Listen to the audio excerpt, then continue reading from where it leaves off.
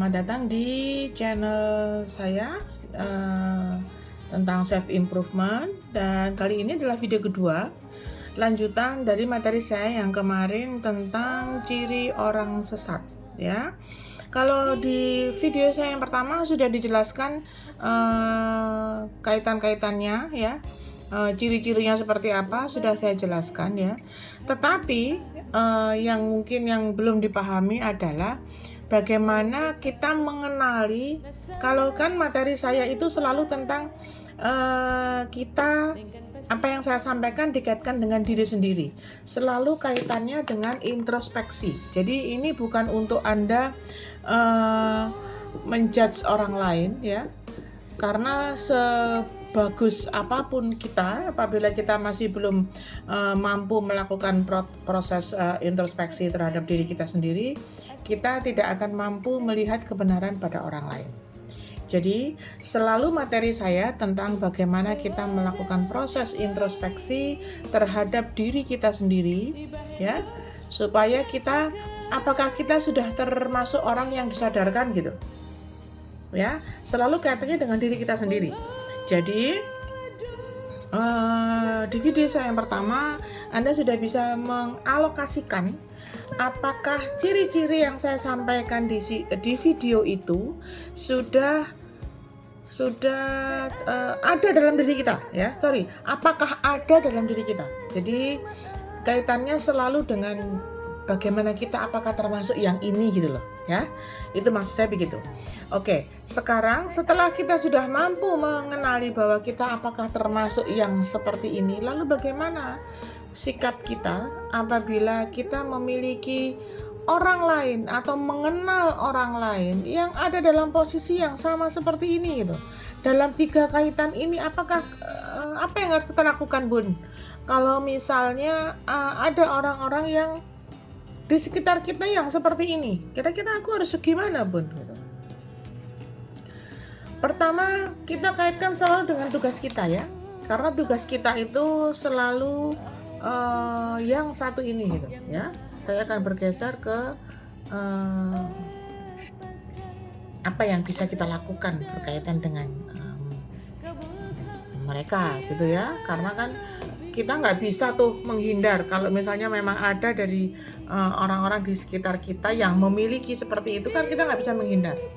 Lalu apa yang bisa kita lakukan apabila kita dipertemukan dengan yang seperti itu ya?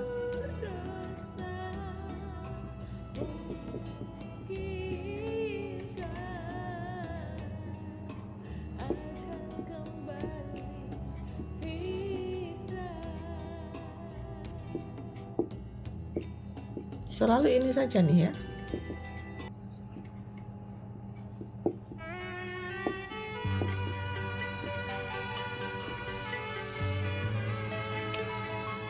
Tugas kita cuma di sini aja. Kalau kita dipertemukan dengan orang-orang yang seperti itu, tugas kita mengingatkan. Mungkin dia sudah lupa, atau dia belum paham ciri-cirinya, atau dia belum paham dengan akibatnya gitu. Ini apabila kita dipertemukan, maka tugas kita mengingatkan. Bagaimana mungkin Anda bisa mengingatkan orang lain yang memiliki ciri-ciri yang sama seperti yang disampaikan di situ, kalau kita nggak paham dulu apakah kita termasuk yang di situ atau tidak. Jadi sebelum Anda sampai di proses mengingatkan ini, pahami dulu bahwa engkau paling tidak sudah nggak seperti itu gitu. Pahami dulu bahwa pada satu titik ketika Anda sudah mengingatkan, Anda sudah paham apakah Anda termasuk atau tidak. Apakah Anda sudah keluar dari level itu atau tidak. Kedua, yang bisa kau lakukan adalah menegur apabila dia salah kembali. Apabila dia melakukan, Anda sudah ingatkan, terus kemudian dia melakukan kesalahan berulang, sama, bulat lagi di kelakuannya yang lama, maka tegur. Tegurnya dengan apa ya? Tentu dengan bahasa yang berkebaikan. Tegur dengan baik. Pilih bahasa yang baik, pilih waktu yang baik, pilih gestur tubuh yang baik. Terus kemudian yang selanjutnya, Bun, aku sudah menegur, dia sudah melakukan berkali-kali, juga sudah saya tegurnya juga sudah berkali-kali, maka sekarang sampaikan. Apa itu sampaikan? Mungkin bukan melalui jenengan, pembaiknya beliau gitu.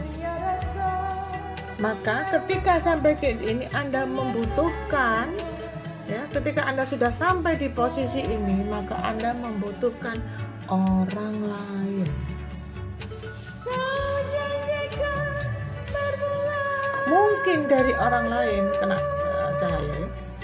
Mungkin dari orang lain Anda bisa membuat dia tersadarkan. Mungkin bukan melalui Anda, mungkin melalui orang lain, mungkin dari tausiah Pak Ustadz, mungkin dari sahabatnya, mungkin dari anak Anda, mungkin sampaikan. Tapi tetap minta, kalau misalnya orang terdekat nih ya, tetap minta beliau, anak-anak itu atau saudara atau kakak atau ibu gitu ya, untuk menyampaikan pesan kebaikan itu dengan baik, tidak dengan emosi, harus sama, posisinya harus tetap sama, kembali ke sini nih kalau sudah menyampaikan. Posisinya harus kembali ke sini, harus kembali kepada proses mengingatkan dan menegur gitu. Tapi Anda menggunakan tangan orang lain.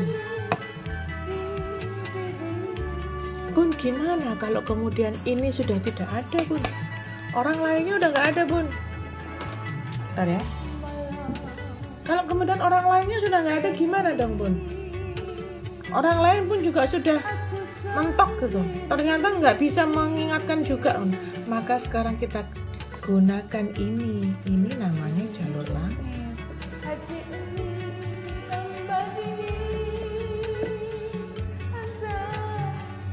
Ya, ini namanya jalur langit. Maka pada satu titik ketika Anda menggunakan jalur langit, nggak ada yang tidak bisa dirubah. Sekeras apapun Anda ingin merubah orang lain, dia tidak akan pernah bisa berubah karena memang Allah belum mengizinkan dia berubah. Maka sekarang mintalah izin kepada si pemilik langit ini untuk mengizinkan dia berubah. Mungkin melalui doa Anda yang luar biasa, Andanya bisa merubah dia. Sekeras apapun Anda mau, Anda posisinya super duper powerful, dari negara super duper powerful, terus kemudian Anda statusnya presiden, mungkin di situ nggak akan bisa merubah orang lain selama engkau tidak melibatkan Allah dalam hal ini. Lewong sekelas Nabi saja untuk bisa membuat pamannya bersyahadat aja nggak mampu. Sekelas Nabi itu, yang kita ini ya baru berharap menjadi umatnya, baru berharap jadi umatnya saja, kita sudah berharap mampu merubah orang lain. Sementara Nabi yang luar biasa, yang sudah surga jaminannya, yang sudah pasti sampai langkahnya ke sana, tidak mampu merubah pamannya sendiri untuk mau bersyahadat. Sekelas Nabi, apalagi kita yang baru kelas umat aja belum tentu tuh.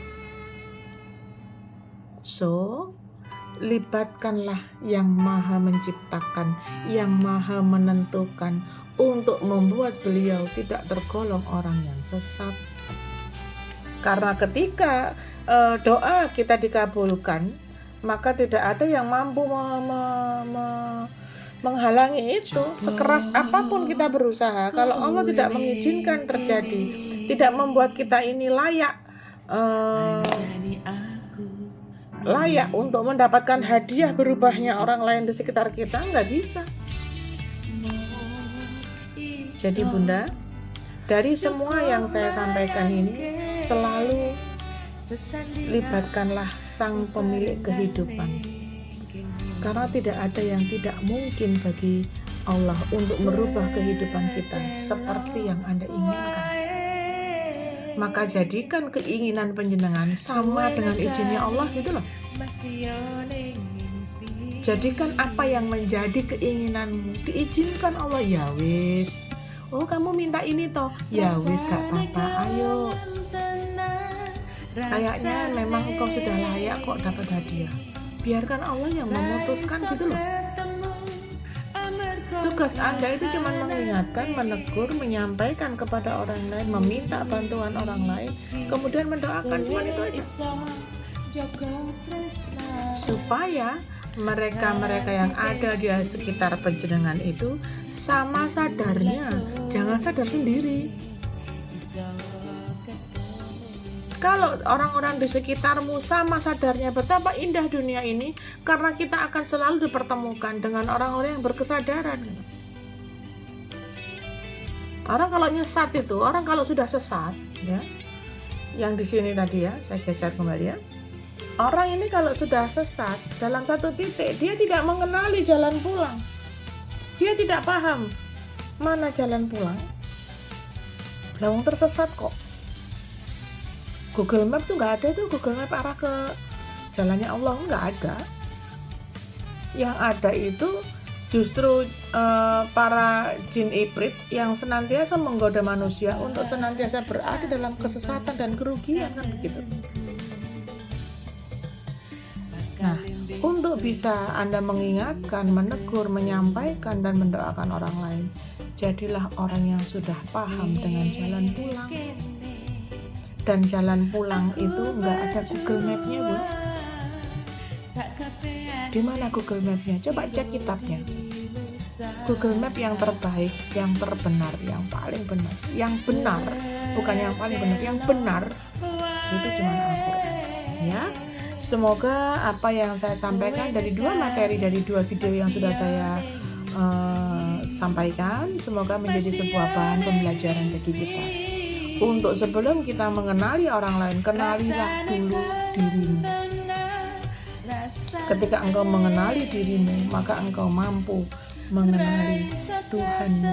Bagaimana Tuhanmu, bagaimana Allah senantiasa bekerja dalam kehidupan kita. In every single breath, dalam setiap nafas yang kita miliki, dalam setiap langkah yang kita lakukan. Jangan cuman bisa membaca orang lain tapi nggak mampu introspeksi. Membaca diri sendiri nggak bisa, bisanya baca orang lain. Paling gampang emang itu, paling gampang. Seseorang untuk membaca orang lain itu paling gampang, kelihatan. Sementara diri sendiri nggak bisa lihat. Kenapa harus pakai kaca? Sementara kacanya cuma kecil banget. Oke? Semoga menjadi sebuah bahan pembelajaran untuk kita semua menjadi lebih baik. Jangan lupa komen, follow, like, subscribe ya, supaya tetap kita bisa sharing materi-materi tentang self improvement, supaya kita bisa menyadari diri kita menjadi yang lebih baik, merubah diri kita dari yang sebelumnya biasa-biasa saja menjadi orang yang luar biasa. Oke? Tetap semangat, jangan lupa follow channel ini ya, supaya nggak ketinggalan materi-materi saya berikutnya. Baik, Parang, Assalamualaikum.